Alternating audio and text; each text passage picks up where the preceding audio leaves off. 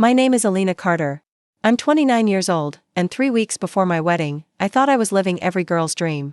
I had the perfect fiancé, kind, charming, successful. His name was Noah. We'd been together for 3 years, and last Christmas, he proposed under the twinkle lights in front of both our families. I cried. He cried. It felt like a beginning. And standing next to me through it all was my best friend of 12 years, Camille, loyal, stylish, a little reckless. In the best way. She helped me plan every detail of the wedding, from the dress fittings to the seating charts. We laughed over wine, cried over florals, and dreamed together about the future. If you had asked me then who I trusted most in the world, I would have said Noah and Camille. And I would have been dead wrong. I grew up in a house where love often came dressed as criticism, ironed, manicured, and biting. My mother, Elaine Carter, was known in our town for her picture-perfect garden parties and magazine-featured kitchen, not for her warmth. Composure is currency, Alina, she would say. No one respects a woman who makes a scene. I learned young that silence was survival. That if you smiled, kept your posture perfect, and never let the cracks show, you could keep the peace. So, I did. I became the girl who smoothed over arguments at dinner, who apologized first, even when I wasn't wrong. I was the glue no one acknowledged, but everyone relied on. When I brought Noah home for the first time, my mother's approval was instant. His family ran a regional law firm. His suits were always pressed. He didn't interrupt or challenge her. He's a Carter kind of man, she'd said approvingly. I remember feeling relieved and slightly off at the same time. Like I was watching a performance, and they were both nailing their roles. My father, more passive, followed her lead. My older brother, Harrison, barely looked up from his phone. He was the golden child, the Ivy League graduate, the hedge fund baby, the pride of every Christmas letter. I was the creative one, which was code for the one we don't understand. I'd built a solid career in marketing and design, but it never quite impressed them. Noah, though? He fit right in. They talked stocks and sports and praised his every opinion like it was gospel. And then there was Camille. Camille and I met in our sophomore year of college. She had a sharp wit and zero tolerance for pretense. She'd grown up in a chaotic home. And I think we bonded over our silent agreement to be each other's safety net. She became my chosen family, the one person who saw every version of me and never flinched. Camille knew the ache behind my mother's compliments and the tension that tightened my shoulders before every family dinner. She understood why I didn't like to cry in front of people and why I hesitated before celebrating my own wins. She moved to the city after graduation, and we were inseparable. Late-night talks, spontaneous road trips, emotional rescues. She even helped Noah plan the proposal. Or so I thought. In the months leading up to the wedding, I found myself caught between two worlds, my mother's demand for the perfect celebration and Camille's promise of authenticity and fun. I bent to both. I let my mother veto the dress I loved because she said it looked cheap on camera. I changed the floral arrangements 3 times because she said hydrangeas were suburban. Meanwhile, Camille and I stayed up late scrolling Pinterest boards and laughing about how weddings are just big performances for other people. Noah stayed out of most decisions. Whatever makes you happy, he'd say with a smile. And I would nod, grateful. But sometimes, I wondered. He and Camille got along well, too well, if I'm honest, in hindsight. They both shared that dry, intellectual humor I sometimes felt excluded from. But I brushed it off. After all, Camille was family to me. And Noah was going to be my husband. Why would I doubt the two people I trusted most? I told myself I was lucky that I had what other women envied. A doting fiancé. A best friend turned maid of honor. A family that approved. I ignored the creeping hollowness I sometimes felt when my decisions were dismissed, when my voice was softened to keep harmony. Looking back, the signs were there, in missed glances, subtle silences, and the way Camille stopped texting back as quickly as she used to. But I was too busy playing my part.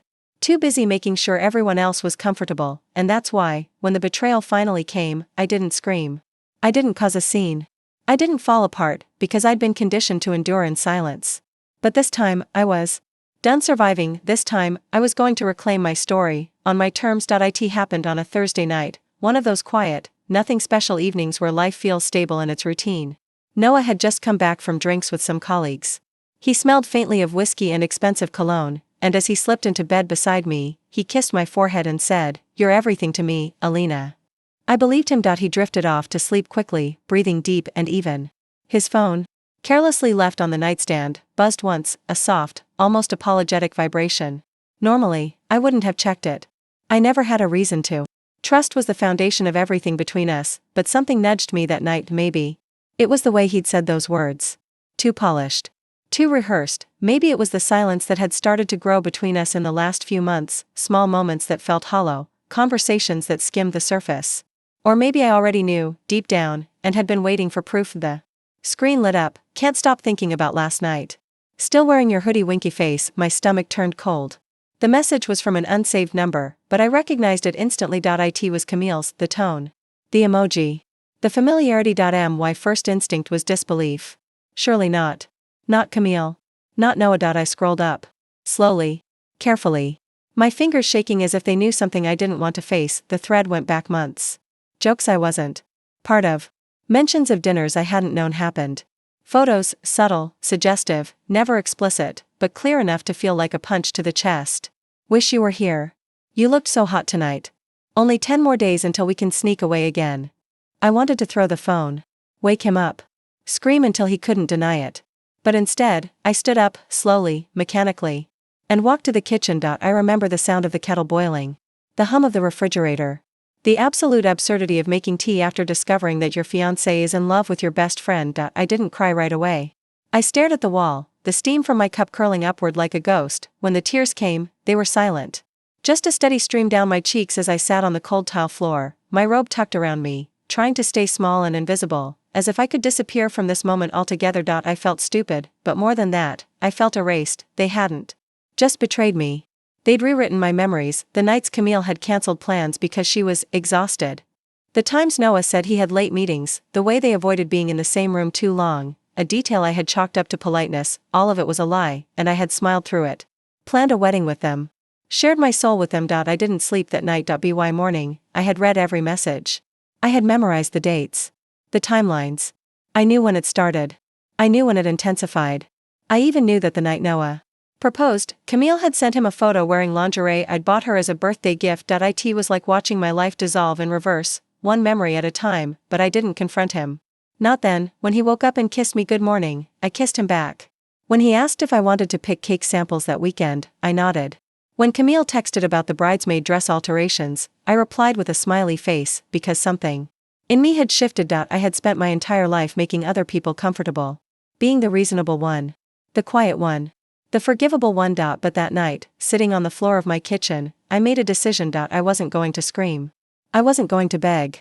I wasn't going to fall apart in front of them. They wanted me invisible. Fine, let them believe I was still asleep, let them underestimate me, for the last time, because I was done crying. I was done shrinking, and if they thought I was going to let them walk down the aisle together with my silence as their witness.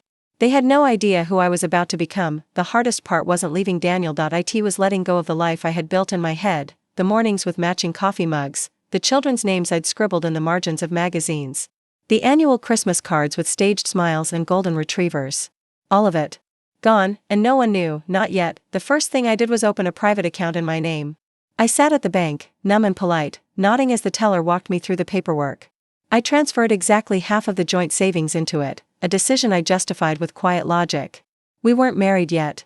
I had contributed equally. And besides, I would need it for what was coming. Next was the lease. Our apartment was in both our names, but I'd been the one who found it. Decorated it. Loved it.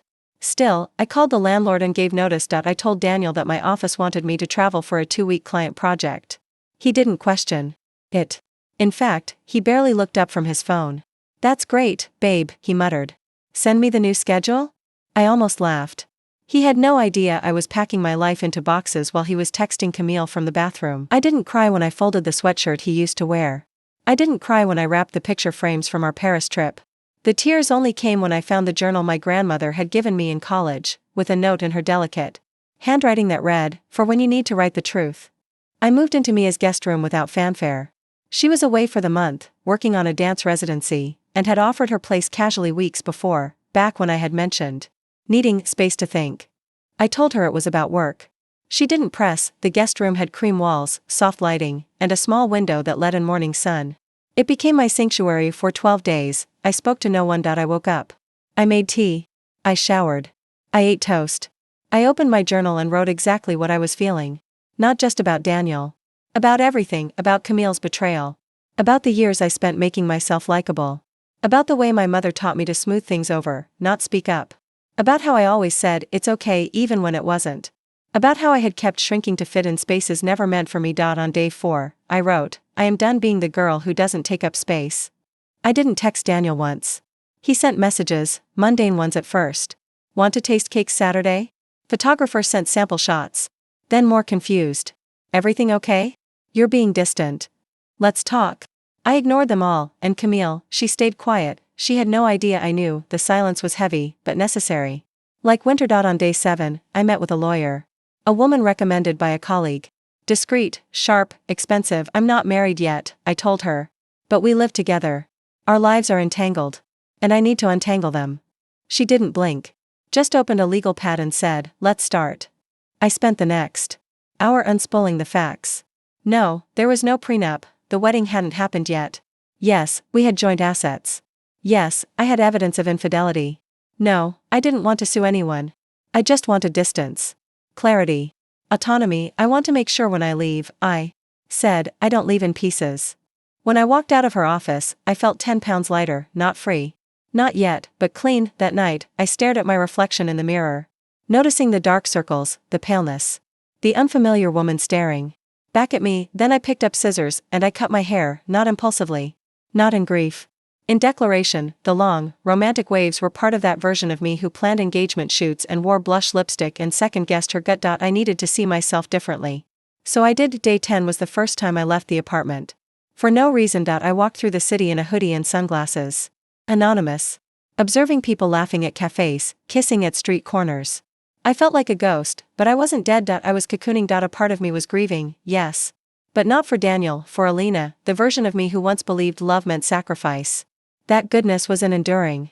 That worth was in being chosen. I sat on a park bench and watched a little girl drawing with chalk on the sidewalk. Her lines were messy. Unapologetic. She was lost in the act of creating, not worried about being neat. I envied her. That night, I began sketching again. I hadn't drawn in over a year. I opened a fresh page in my journal and let the lines take shape, not of faces or wedding dresses, but of emotions. Angles. Shadows. Truths I couldn't speak yet, and somehow, that felt more honest than anything I'd done in years. The next morning, I emailed my boss and asked to go part-time for a while. No reason given. Just, I need space. He replied, take care of yourself. Let me know what you need. That kindness broke me more than the betrayal had, because it reminded me that not everyone expects you to disappear just because you say no. By day 12, I stopped counting days, and by then, I had made my decision. I wouldn't cancel the wedding. I would show up, let them dress up in their lies, let them smile through rehearsals and cake tastings and fittings, let them think I was still asleep, because when the curtain lifted, I wanted them to feel what I had felt: shock, silence, and then the sting of the truth. It started with the florist. Hi, this is Alina, I said, my voice steady. I'd like to make a few edits to the ceremony arrangement. The woman was cheerful. Of course, sweetie. Still going with the soft blush palette? Yes, I said. But remove the peonies. Replace them with white calla lilies. And I want all the roses deep red. Crimson. She didn't ask why. She just said, dramatic. Bold. I love it. That was the point. Next was the photographer. I told him I wanted the ceremony covered in full but asked him not to post anything publicly, not yet. We're keeping it intimate, I said. I'll share the selects after. He agreed. Everyone always agreed with the bride, even the planner, Danielle, a woman who had been coordinating weddings for 10 years, didn't question my tone when I told her I wanted to make a few adjustments to the day of timeline. No bouquet toss. I'll be making a speech before the vows. A pause. Of course, she said. You're sure you don't want to rehearse it? I'd rather keep it natural, I replied. What I didn't say: rehearsals are for people pretending. I was done pretending. I didn't cancel the cake tasting. I didn't pull out of the fittings. I smiled through every appointment and nodded as Daniel complimented my dress, oblivious to the storm forming behind my eyes. Chloe showed up to our final venue walkthrough wearing soft pastels and fake remorse. I'm so proud of you, she said, touching my arm. You've always been the one who kept it all together. I don't know how you do it. She didn't know that I already had screenshots of their texts. That I had read every inside joke, every hotel reservation, every lie. She didn't know that I had changed the seating chart, that her seat, once next to me, as maid of honor, was now in the third row, behind Daniel's distant cousins. She didn't know that I had changed the song I would walk down the aisle to. It used to be a soft piano ballad we both loved. Now it was a haunting orchestral piece I found while wide awake at 2 a.m., full of tension and slow building power, because this wasn't a wedding anymore. It was theater. They thought I was fragile. In denial. Blind, but I wasn't. I was aware of every step. I didn't explode. Didn't scream. Didn't cancel anything. That's what made it powerful, because quiet power is the kind people don't see coming. I contacted the officiant, a gentle, semi-retired professor who had agreed months ago to do our ceremony. I told him I'd like to speak before the vows. A personal message. He asked if Daniel would also speak. No, I said. Just me. He raised an eyebrow, but smiled kindly. I'm looking forward to it. So was I. I end the quiet hours at Mia's apartment. I wrote the speech by hand, then rewrote it, not because I was unsure, but because I wanted every word to be precise. Every sentence was a scalpel, every pause, a scalpel sharpened with memory. Daniel still sent goodnight texts. Still called me Angel. Still made plans for the honeymoon, a Maldives trip I had never confirmed. I let him keep talking, let Chloe keep smiling, let my mother keep talking about how beautiful everything would be. None of them noticed I had stopped answering questions with real answers. None of them asked how I was. That silence told me everything. On the surface, I was the bride they expected, polished, peaceful, perfect, but beneath it, I was rebuilding, not from ashes, from choice. The final thing I did was visit the venue alone, the night before the wedding. It was empty. Rows of white chairs, aisle lined with candles, the arch decorated in deep red roses now. I stood under that arch and whispered the first line of my speech into the quiet. My name is Alina, and I've always been told love means compromise. But today, I'd like to offer a different definition. The air was still. I smiled. I wasn't doing this to hurt them. I was doing it to reclaim the story. To show that you can be betrayed and still rise. To remind them that the quiet ones are the ones you should never underestimate. The next day, I'd walk down this aisle, not as Daniel's bride, but as the author of my own ending. The video took me 3 nights to edit, not because I didn't know what I wanted to show. I knew exactly what I needed, but because I had to get the tone right. Not angry. Not dramatic. Just undeniable. I kept it clean. Timeline on one side, screenshots on the other. Hotel receipts. Messages with timestamps. A slow progression of betrayal, dressed up as casual check-ins and flirty emojis. There was even a selfie, them in a restaurant we once went to together. Her wearing the necklace I thought Daniel had bought for me. I cropped nothing. I explained nothing. I let their words do the talking. No voiceover. Just a title screen at the start. This is what love looked like behind my back. I uploaded it to a private link. Password protected. I sent the link to the AV coordinator for the rehearsal dinner, told him I'd be playing a short surprise video near the end of the night. Just a little thank you, I said. He nodded, smiling. We'll make it seamless. Good, seamless is what I was going for. The night before the wedding, I arrived at the rehearsal dinner exactly on time. Not early, not so early that I'd look eager. Not late, either. I wore a dark green silk dress, something Chloe once said made me look too serious. I took that as a compliment. The room was softly lit, candles flickering, soft jazz playing in the background. Our families gathered in clusters, laughing over hors d'oeuvres. Daniel was talking to my uncle about mortgage rates. Chloe was laughing too loudly at something my dad said. They were both dressed up, he in a fitted blazer, she in soft lavender. She caught my eye when I walked in, gave me a little wave. Nervous energy underneath. Daniel kissed my cheek and said I looked beautiful. They think they've won. They think I never found out. Let's take a picture, my mother chirped, ushering us toward the flower wall. The photographer snapped a shot. Me, Chloe, and Daniel in a perfect triangle. I looked calm, peaceful. At home, exactly what I wanted the photo to say, exactly what would make tomorrow's fallout even more shattering. Dinner was catered. 5 courses. My father gave a toast about commitment. Chloe stood beside me, arm looped in mine. Daniel held my hand beneath the table like we were 17 again. At one point, Chloe leaned in, whispering, I know you've been stressed, but it's all coming together so beautifully. I looked at her manicured nails, her flawless winged eyeliner, and smiled. You have no idea. She blinked, but said nothing. I waited until dessert. The servers brought out creme brulee. People were relaxed, full, laughing. I stood up and gently tapped my glass. I just want to thank you all, I began, steady. Planning this wedding has been overwhelming, but all of you made it easier. Especially 2 people who've been by my side this entire time. I turned to Daniel. Thank you for making me feel like the luckiest woman alive. He smiled. Warm. Still holding my hand. Then I turned to Chloe. And to you, my best friend since freshman year, thank you for being my second heartbeat. She looked like she might cry. Perfect. I wanted to give you both something tonight, I continued. So I put together a little video. The AV guy dimmed the lights. The screen lit up, and the silence that followed could have swallowed the world. It started gently, screenshots, texts. At first, people didn't understand what they were seeing. A couple of guests whispered, but then came the photo of Chloe and Daniel kissing outside a hotel. A timestamp from 3 months ago, then another, her in his sweatshirt, in the mirror, smiling like the world was hers. I didn't look at them. I watched the audience. My grandmother gasped. My cousin dropped her fork. Daniel was frozen. Mouth slightly open. Chloe's face turned sheet white. The video ended after 3 minutes. Nothing flashy. Just a black screen with white text. This was the love I was marrying into. When the lights came back on, no one spoke. For a full 5 seconds, the room held its breath, then Daniel stood up. Alina, I held up a hand. This isn't a discussion. Just a thank you. My mother stood slowly. Alina, when did you, long enough ago to plan this calmly? Chloe reached for me, eyes glistening. Please, don't. I didn't need a scene, this was never about drama. It was about silence finally ending. I turned to the crowd. The wedding is off, in case that wasn't obvious. But the venue is paid for. The music, the food, it's all yours tomorrow. Celebrate love, or mourn deception.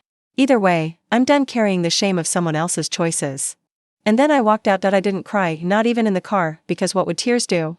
I'd already said everything I needed to, without shouting, without insults. The most powerful sentence I'd ever spoken was in the way I left. That night, Daniel called 17 times, Chloe messaged once. Just one sentence, you didn't have to do that. I didn't respond, she was wrong. I did. I had to remind them, and myself, that I was never the fragile one in this story. I was the writer, and this was only the middle. The morning after the rehearsal dinner should have been chaos, but I had prepared for peace. I turned off my phone. No calls.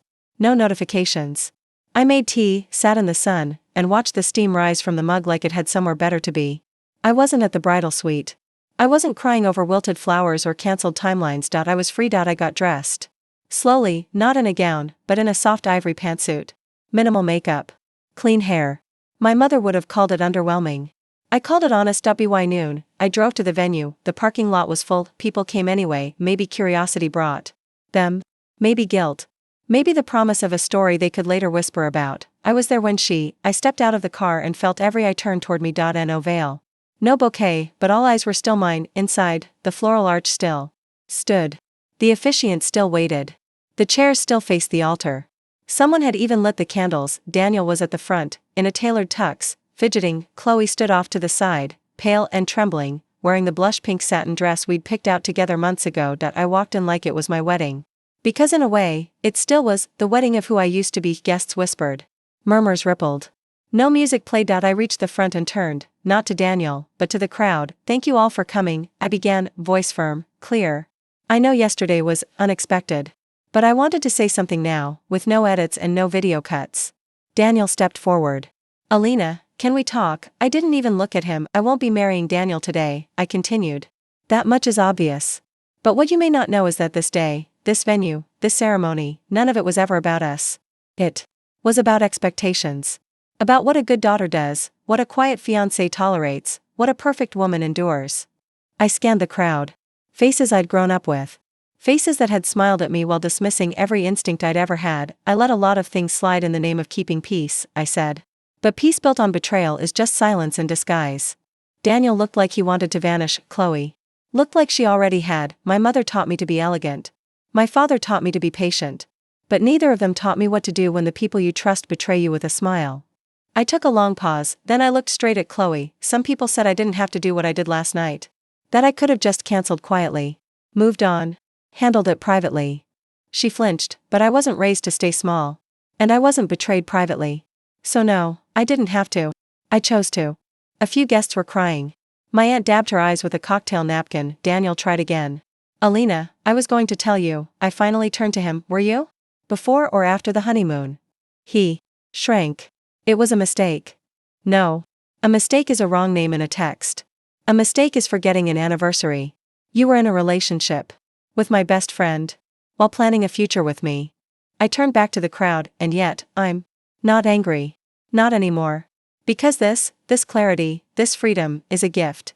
I reached into my bag and pulled out a small velvet box. These were the rings, I said, opening it. Symbols of promises you never intended to keep.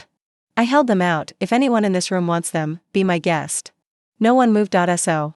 I placed the box on the altar and stepped back. This isn't a tragedy, I said. It's a beginning. I took one last look at the altar, then I stepped down, walked the aisle alone, tall, unbothered, unbroken, and the applause that started. In the back row? It followed me all the way out the door. After the applause died down, I sat in my car in complete silence, not from sadness, but from stillness. A kind of calm I had never known before. No ring. No dress.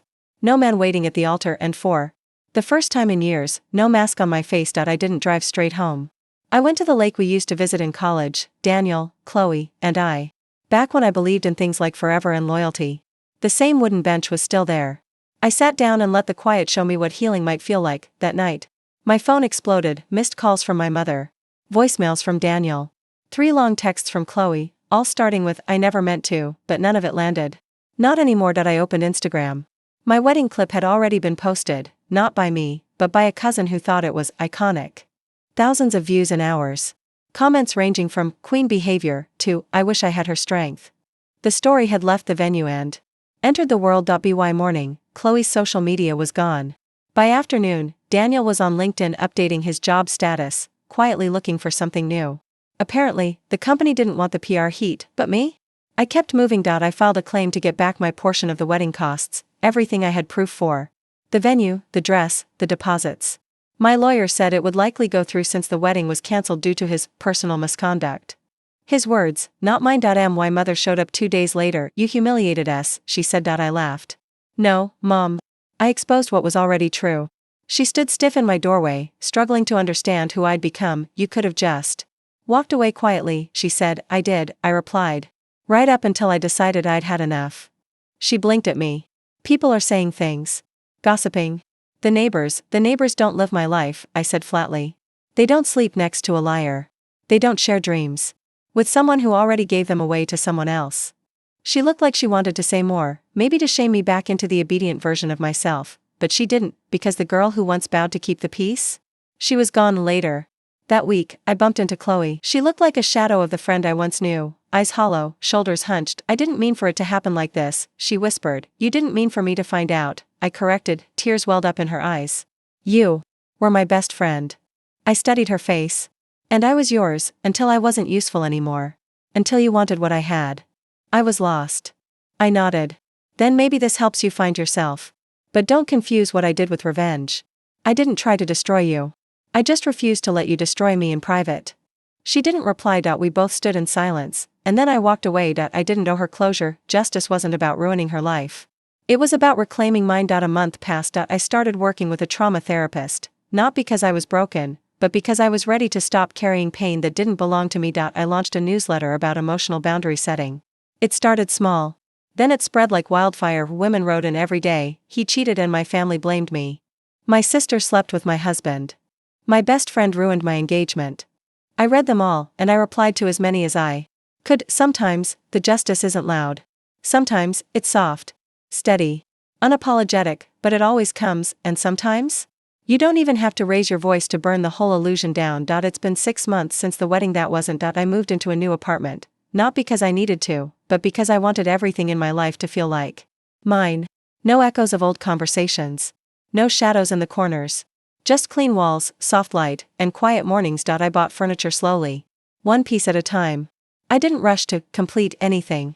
That was the old me, chasing perfection, trying to make things look right even when they felt wrong. Now, I cared more about how things felt when I sat in them. The velvet green couch near the window? I chose that one because it made me feel safe and alive at the same time. I started painting again. Not for anyone else. Not to impress or sell or show. Just to move feelings out of my body and onto canvas. My therapist once told me, healing isn't becoming someone new. It's returning to who you were before the world told you who to be. That stuck with me, because the truth is, I wasn't building a new life. I was returning to the woman I'd buried under politeness, expectations, and keeping everyone else comfortable. I reconnected with old friends, the ones I'd quietly lost while being Chloe's shadow, while orbiting Daniel's universe. Some welcomed me back with hugs. Others with caution. I didn't blame them. I disappeared on them too, but the ones who mattered stayed. One of them, Maya, offered me a space in her women's retreat group. A weekend getaway where no one asked about weddings or family or breakups, just about who you were becoming. I went. I cried. I laughed.